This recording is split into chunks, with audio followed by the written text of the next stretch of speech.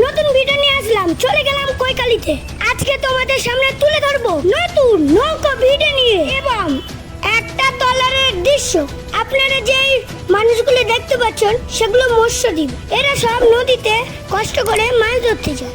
এখান থেকে 10 ঘন্টা দূরে গিয়ে ফিশিং করতে যায়। এদের মতন কত বাঘের মুখের মধ্যে পড়ে মারাও গেছে। এরা যেখানে মাছ ধরতে যায় সেখানে প্রচুর বাঘ থাকে।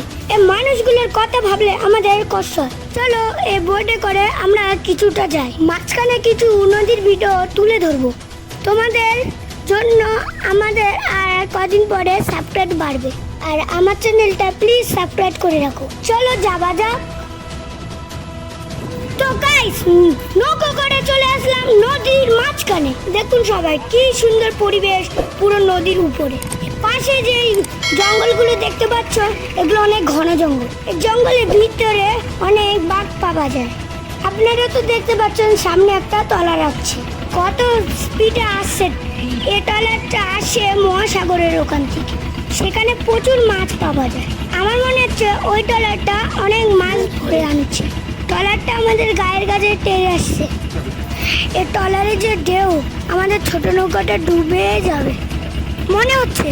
তো গাইস, আপনাদের আশীর্বাদে আমাদের কিচ্ছু হবে না। এই ট্রলারটার নাম হচ্ছে লক্ষ্মী নারায়ণ। ধন্যবাদ আমার সব ভিডিওটা দেখার জন্য। লাইক সাবস্ক্রাইব করে দেবে, কমেন্ট শেয়ার লাইক।